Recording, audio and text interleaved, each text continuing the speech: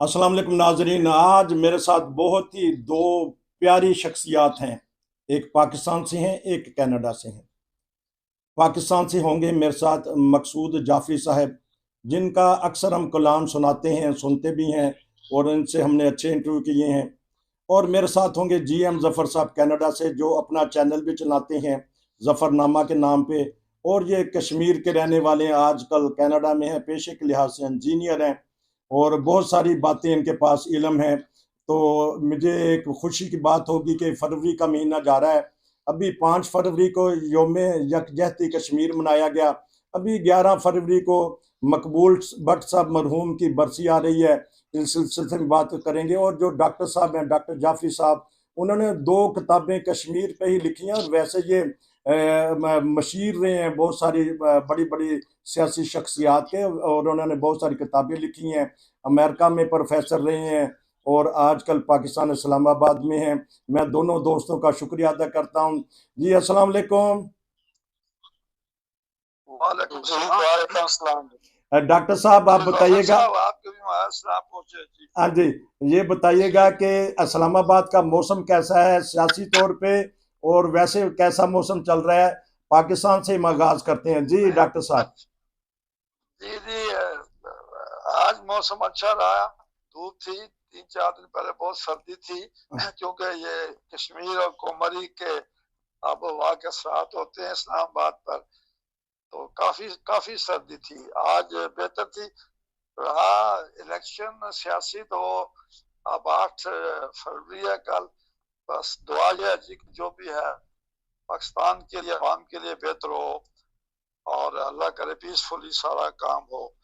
तो बस इतनी बात आदमी कह सकता है। हाँ जी, हाँ जी, आपका बहुत शुक्रिया नाजरीन। हम सवाल है का डॉक्टर साहब जी, मेरा ख्याल है कि डॉक्टर साहब ये कह रहे हैं कि मौसम तो ठंडा है मगर सियासी मौसम गर्म हो रहा है गर्म हो रहा है बहुत ज्यादा। तो आज बड़े दुख की बात है, अभी अभी खबर टेलीविजन पर आई है बलूचिस्तान में हमला कर गया, कोई 26 लोग शहीद हुए हैं। ओहो, देखे ना आप भी क्या करे। आप देखे ना, इस आपकी बात कर लें आप। आज 7 फरवरी है, बलूचिस्तान में खुदकुश या जो करते हैं दहशतगर्द, तो 26 आदमी शहीद हुए। आफ्टर ऑल ये अल्लाह की मखलूक है। 26 समझो गम है, तबाह बर्बाद है। तो ये जो बॉर्डर अफगानिस्तान का है, इससे ये लोग आते हैं जी। और इसमें फिर आपको पता ही है कि कौन कौन से लोग इन्वॉल्व हैं। सारी दुनिया जानती है जो पाकिस्तान दुश्मन लोग हैं। तो ये बस बहुत बड़ा पाकिस्तान में अलमिया है जी। फलस्तीन में, कश्मीर में जो अलमिया है वो तो आपके सामने है, लेकिन ये पाकिस्तान के अंदर भी रोज इधर 5-10 आदमी शहीद होते हैं और 26 आदमी शहीद हो गए हैं। तो आप ऐसी सूरत हाल की मजा आ गया जी। बहुत अफसोसनाक वाकया हुआ है नाजरीन। आपको बताया जा रहा है हमारे चैनल की तरफ से, हमारे मुअज़्ज़ज़ मेहमान की तरफ से अफसोसनाक वाकया है और दुख का इजहार करते हैं हम, जो शहीद हो चुके हैं और जो जख्मी हो चुके हैं। अब मैं चलता हूँ GM ज़फ़र साहब के पास। जी अस्सलाम वालेकुम। जी वालेकुम सलाम। आप जैसा कि डॉक्टर साहब ने बताया है, बड़ा ये खदशा था कि ऐसे होगा, क्योंकि पाकिस्तान का कोई भी इलेक्शन ऐसा नहीं गया कि जिसमें कोई वाकयात नहीं हुए, कुछ जाने जाया नहीं हुई। और इस इलेक्शन में तो सबसे ज्यादा नुकसान उम्मीदवारों के भी हुए हैं। बहुत से बेचारे शहीद हो गए हैं, कत्ल हो गए हैं, आप उनको जो भी रंग दें। लेकिन ये जो अभी वाकया हुआ है, ये तो अंदेशा था। और अभी अल्लाह खैर करे कि कल का दिन खैरियत से गुजर जाए, पता नहीं कल क्या होगा। आमीन। जो हमारी दुआ है कि हर लिहाज से पाकिस्तान का हर शहरी महफूज रहे। बात हम करेंगे कश्मीर के ऊपर। डॉक्टर साहब बताइएगा कि ऐसी जो दहशत गर्दी है, कश्मीर काज के ऊपर भी तो फर्क पड़ रहा है ना। डॉक्टर साहब बताइएगा क्यों हल नहीं हो सका और क्या वजह है कि हमारी जिहादी तंजीमें भी नाकाम हो चुकी हैं। डॉक्टर साहब देखिए, मैं मुख्तसर सी बात करूंगा ताकि जफर साहब भी करें, सवाल जवाब चलता रहे। मैं जो जिन लोगों को कश्मीर केस का नहीं पता, जरूरी नहीं है कि आप सारी दुनिया को कश्मीर के लोगों को अपना ही पता वो क्या है, क्या कर रहे हैं। तो मैं मुख्तसर सी तारीख बात करूंगा कि एक शाह जफर साहब के भी इल्म और पहली दफा उनसे बात हो रही है। जफर साहब, मैं कनाडा अक्सर आता रहा हूँ। अच्छा जी हाँ, न्यूयॉर्क से। यहाँ ये दानफर तस्लीम दुर्सी साहब हैं, इशफाक हुसैन है, डॉक्टर तकी आबदी हैं, ये सब मेरे दोस्त हैं। और बहुत दफा मैंने में टोरंटो में आके इनकी मोहब्बत है कि कुछ फंक्शन जो इल्मी अदबी थे वहाँ सदारत की है। तो अभी मैं जी नहीं, अगर इस दफा आप आए तो जरूर होगी इंशाल्लाह, क्योंकि मेरा सगा भतीजा यहाँ पर अकाउंटेंट है, मेरी सगी भांजी यहाँ ले डॉक्टर है, तो मेरे 5-4 फर्स्ट फैमिलीज है टोरंटो में। तो इंशाल्लाह हाजिरी होगी, मुलाकात शरफ हासिल करूंगा। बहरहाल मैं कश्मीर की बात कर रहा था कि कश्मीर और 2019 के बाद जो वाकयात हुए हैं कश्मीर को 370 आर्टिकल 372 आर्टिकल 370 आर्टिकल 335A को एब्रोगेट रिवोक किया गवर्नमेंट ने। तो कश्मीर तो मेरी किताबें हैं जी जफर साहब अंग्रेजी में जो नेशनल बुक फाउंडेशन ने शायद की हुई है, और बहुत ज्यादा इनको यानी हुई है क्योंकि हमारा भी कल्चर मिनिस्ट्री का है। तो फिर मैं आपसे याद करूं कि 91 से 96 कश्मीर में सदारत खान का एडवाइजर रहा। तो उस जमाने में मेरी किताब अपना शोरा कश्मीर शाया हुई, उर्दू, पर्शियन, इंग्लिश, अपना और पंजाबी कश्मीरी। मुख्तसर तौर पर मैं अर्ज करूंगा कि जब तकसीम हिंद का फार्मूला चला तो 560 रियासतें थी राज्यों की। तो लॉर्ड माउंटबेटन के जेर सदारत जो फंक्शन जो मीटिंग हुई हुआ, उसमें बुनियादी तौर पे जब तय हुई कि रियासतों में मुसलमानों की अक्सरियत है वो पाकिस्तान के साथ शामिल हो जाएंगी, और जिनमें हिंदू की अक्सरियत है वो हिंदुस्तान की शामिल हो जाएंगी। मुख्तसर बात, और फैसला अवाम की मर्जी से होगा, जो वहां के लोग फैसला करेंगे जी। अच्छा, अब हुआ ये कि जूनागढ़ की रियासत है, दक्कन जूनागढ़ वगैरह 2-3 बड़ी रियासतें जो थी, उनका मसला ये था कि वो हिंदुस्तान के बिल्कुल अंदर थी और उनका कोई बॉर्डर पाकिस्तान से नहीं लगता था।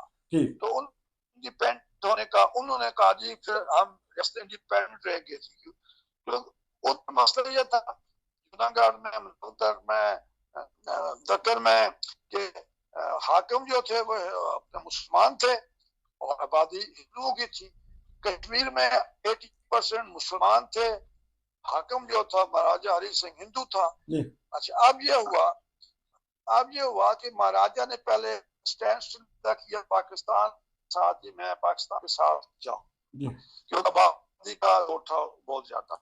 तो बाद में फिर वहां जो तहरीक चली, शेख अब्दुल्ला जो थे उन्होंने नेहरू का कुछ साथ दिया, दोस्ताना भी था। बारह शेख अब्दुल्ला सच्ची बात है कोई थे, और उन्होंने आजाद भी तैयार किया कि इंडिपेंडेंट बन जाएंगे, तो बस अपना इंडिपेंडेंट बना रहे। अच्छा डॉक्टर साहब मैं अभी आता हूँ आपकी तरफ, GM जफर साहब से पता कर लें। तो डॉक्टर साहब मैं आपके लिए एक सवाल छोड़ता हूँ। आप तो ठीक है, आपने हिस्ट्री तो बता दी, तो क्या वजह है कि हम 65 में बिल्कुल करीब थे कश्मीर के ऊपर कब्जा करने वाले थे, ये क्यों जो सेक्रेटरी खारजा शमशाद साहब ने उसका जिक्र किया अपने प्रोग्राम में, तो क्यों कमान बदल दी गई जब अख्तर हुसैन मलक और ये दूसरे हमारे जनरल थे, बिल्कुल कश्मीर साथ था बल्कि दिल्ली तक जाने वाले थे। ये शमशाद साहब हैं जो सेक्रेटरी खारजा, उन्होंने बताया।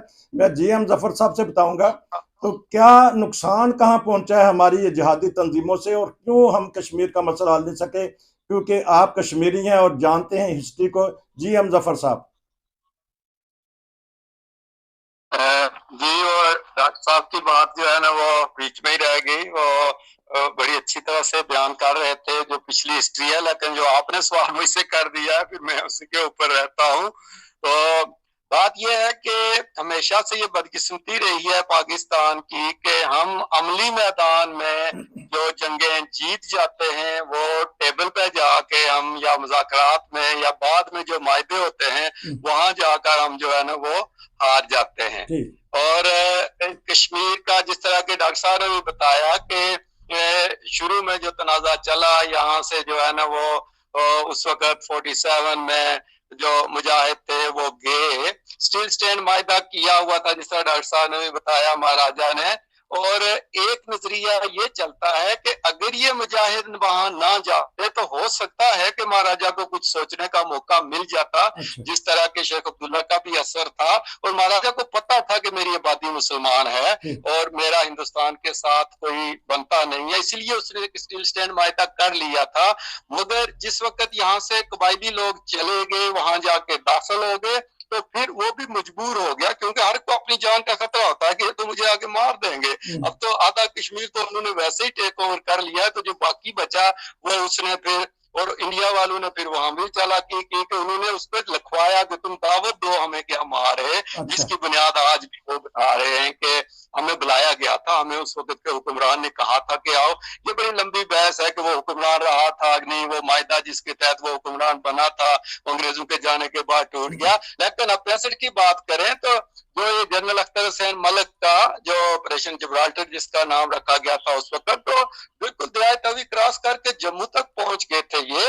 और अगर जनरल अख्तर हुसैन मलिक की कमान को तब्दील ना किया जाता और वहां याह्या खान को जो है ना वो ना भेजा जाता, तो जनरल अख्तर हुसैन ने तो कहा था कि मुझे थोड़ा वक्त और दे दो, तो मैं तो बिल्कुल इसको कैप्चर करने वाला हूँ। यानी बिल्कुल जम्मू के सर पे जाके बैठ गए थे वो। लेकिन वहां से उनकी कमान तब्दील कर दी गई। उस वक्त अयूब खान साहब ने उनको वापस बुला लिया जो है ना जनरल अख्तर हुसैन मलिक को। मैं नहीं कहता कि उनके बदनीति शामिल थी या हो सकता है कि फौज का कोई अपना, लेकिन उसका नुकसान हुआ कि याह्या खान ने चार्ज लेते लेते इतने दिन लगा दिए, यानी यहाँ से वहां पहुंचते हुए जहां इतने इलाके उन्होंने फतह कर लिए थे, तो वो जो टेम्पो था वो जो आगे बढ़ने का फौज का वो टूट गया। और वहां फिर उन्होंने अपना डिफेंस मजबूत कर लिया इंडिया वालों ने। और वो जो कितना बड़ा मंसूबा बनाया गया था कश्मीर को दोबारा से टेक ओवर करने का, वो उस वक्त नाकाम हो गया। और उसके बाद से फिर देखें कि 65 के बाद कितना अरसा कोई तारीख नहीं चली उस तरह की कश्मीर की आजादी के लिए। बाद में फिर माजरा इशमारी या मकबूल भट्ट साहब ने JKLF के तहत फिर जो मसल्ह जदोजहद का रास्ता जो है ना वो अपनाया।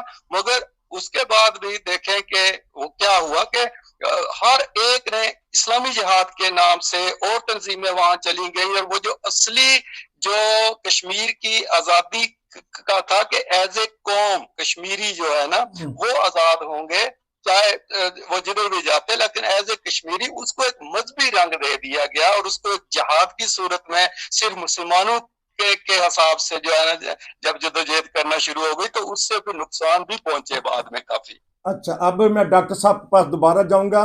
जो सेक्रेटरी खारजा शमशाद साहब हैं, यकीनन आपके बड़े ताल्लुकात होंगे, तो हम टेबल पे क्यों हार जाते हैं और क्यों हम फतह नहीं कर सके डॉक्टर साहब? क्योंकि 6-7 मिनट हैं, इंशाल्लाह हम इसी में प्रोग्राम खत्म करेंगे आपकी बात पे। जी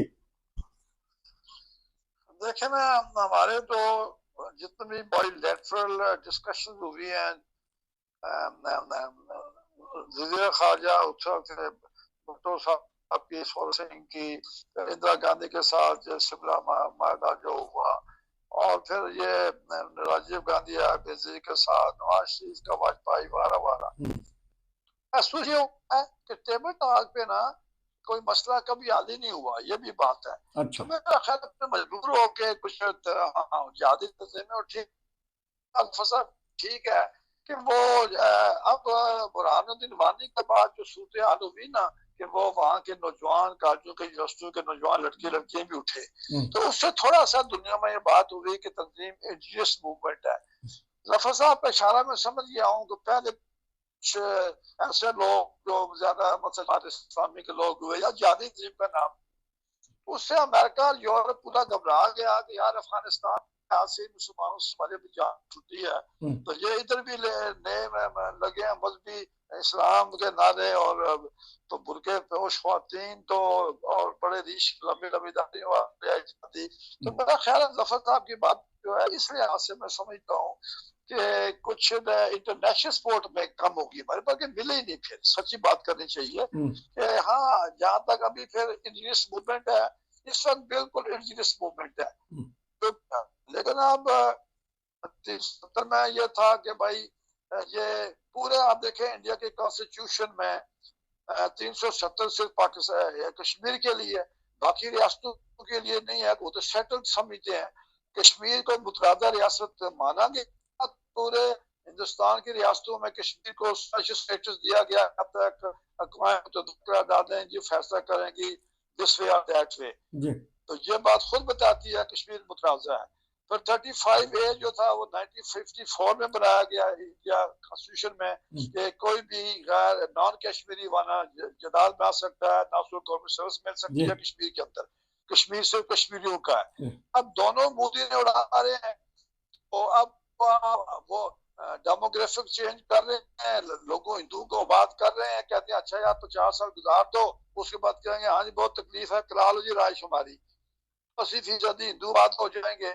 ऐसी सूरत हाल में अभी 2-3 जगह चूंकि मैंने यहाँ तकरीरें की है, सदारतें की है फंक्शन की इस्लाम में, मैंने इंटरव्यू भी दिए हैं, तो मैंने यही कहा कि ऐसी सूरत हाल में एक तो सफारती सतह पर कश्मीर डेस्क बनाए जो कई अर्से से कह रहा हूँ, और नाम था मैंने 3 प्राइम मिनिस्टर से जाती तौर पर जो मेरा एहतराम करते हैं, आज भी करते हैं, पिछले उन्हें भी हुकूमत में कहा कश्मीर डेस्क बनाए तो इसको वर्ल्ड में डिप्लोमेटिकली वर्ल्ड भी मोबिलाइज करें, जिसमें मैं समझता हूँ कि हमारी वज़ारत खारजा ने कोई काम नहीं किया कश्मीर के मामले को मोबिलाइज करने के लिए। डिप्लोमेटिक मिशन हमारा सर बहुत कमजोर है, अभी भी कमजोर है। अच्छा। तो इसलिए मैं समझता हूँ हाँ कश्मीर के इशू को दुनिया में पब्लिकली भी इसको वहाँ की हुकूमतों को, तंजीमों को जुल्म हो रहा है कश्मीर में मोबिलाइज करें। तो मैं तो ये कहूँगा कि कश्मीर डेस्क कायम किए जाएं और कश्मीर को वर्ल्ड ओपिनियन मोबिलाइज की जाए। अच्छा डॉक्टर साहब, अभी आपने कहा कि हमारे वजीर खारजा कुछ नाकाम हुए हैं, लेकिन जो पाकिस्तान के सबसे पहले वजीर खारजा सर ज़फ़रुल्लाह खान थे, मैं GM ज़फ़र साहब से पता करूंगा कि आपने कहा कि टेबल पे हम हार जाते हैं, वो तो अपना मुकदमा जीत गए थे, क्या वजह है कि वो रेजुलेशन जो थी वहाँ करारदादें पास हुई थी, तो सर ज़फ़रुल्लाह खान साहब ने तो बड़ी अच्छी तरह बयान कर दिया था, तो आप कह रहे हैं कि टेबल पे हम हार जाते हैं। और साथ आज़ाद कश्मीर के जो पहले सदर थे गालिबन गुलाम नबी था नाम उनका, उन्होंने क्या क्या काविशें की हैं? गुलाम नबी गिलकार, वो मेरे भारत के दोस्त थे, हमारे घर भी आते थे। अच्छा, गुलाम नबी गिलकार नाम। अच्छा, अब मुझे बताइए कि आपने कहा कि GM ज़फ़र साहब हम टेबल पे हार जाते हैं, तो सर ज़फ़रुल्लाह खान साहब ने तो बड़ा मार्का मारा था जो पहले वजीर खारजा थे, क्योंकि डॉक्टर साहब ने कहा कि हमारे वजीर खारजा को बयान करना चाहिए अपना मुकदमा। जी बिल्कुल, आपने जो सवाल किया है, जो मैंने कहा कि हम हार जाते हैं, यानी देखें कि हम लोग इतने यानी आंखें बंद करने वाले और इसको कहेंगे कि आसान फरामोश है कि हम हर चीज को, चाहे वो आदमी जितनी मर्जी कामयाबी से किसी का दिफा कर रहा हो, मुल्क का या खिदमत कर रहा हो, उसको एक मजहबी या लिसानी या इलाकाई तासुब की नजर करके तारीख से गायब कर देते हैं। ये हमारी बदकिस्मती रही है पाकिस्तान की।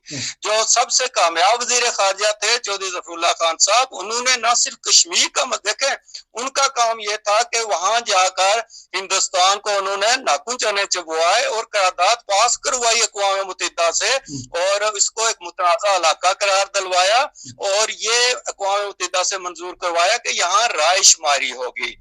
और उसके बाद फिर क्या हुआ, वो तो बाद में आने वालों का काम था ना कि उसके ऊपर अमल दरामद करवाते, मगर जब नीयतें ठीक ना हो तो अमल दरामद कैसे होगा। चौधरी ज़फ़रुल्लाह खान साहब ने फलस्तीन का मसला सबसे पहले अक़वाम मुत्तहिदा में उठाया, अलजायर का उठाया, और बहुत से जो अरब ममालिक हैं, उस वक्त तो शाह फैसल जैसे लोग भी चौधरी ज़फ़रुल्लाह खान साहब के हाथ चूमा करते थे कि ये सबसे ज्यादा नुमाइंदगी कर रहा है इस्लाम की और मुसलमानों की, और हर जगह वो पहुंचते थे। इसी तरह ख्वाजा गुलाम नबी गिलकार साहब जो थे, ये 4 अक्टूबर 1947 को जो जलावतन हुकूमत बनाई गई थी, उस वक्त ये पहले सदर मुकर्रर हुए थे और उसमें बहुत से ख्वाजा अब्दुल गफ्फार डार साहब थे और कश्मीर के जो है ना वो उसमें सरदार इब्राहिम साहब भी थे। लेकिन सितम ज़रीफ़ी ये है कि ख्वाजा गुलाम नबी गलकार को मजहबी तासुब की नजर करके 4 अक्टूबर 1947 को मिटा ही दिया गया है कि पहली हुकूमत उस वक्त बनी थी। और हुआ ये था कि ख्वाजा गुलाम नबी गलकार साहब जलावतन हुकूमत बनाने के बाद श्रीनगर चले गए थे और वहां गिरफ्तार हो गए थे। तो पीछे फिर दोबारा से 24 अक्टूबर को सरदार इब्राहिम साहब को जो है ना वो सदर बनाया गया और अब ख्वाजा गुलाम नबी गलकार का नाम तो मिटा दिया गया है तारीख से और 24 अक्टूबर को याद रखा जाता है कि पहली हुकूमत जो बनी थी वो 24 अक्टूबर को बनी थी, सरदार इब्राहिम साहब की क़यादत में जो है ना वो बनी थी। तो बहुत से लोग उस वक्त काम जो कर रहे थे, कश्मीर कमेटी ने जिस तरह बहुत काम किया था, लेकिन बस बदकिस्मती है ना कि हम किसी न किसी रंग में कोई ना कोई चीज सामने ले आते हैं कि जिसमें वो एक तासुब की बुनियाद के ऊपर हम तारीख को भी मसख कर देते हैं। मगर उस वक्त उन्होंने बड़ी अच्छी नुमाइंदगी की थी कश्मीर की और इसीलिए ये मुतनाज़ा इलाका और रायशुमारी का जो बात है वो हुई थी, मगर उस पर अमल दरामद कौन करवाए? आज तक वो उसी तरह खताई में पड़ी हुई है।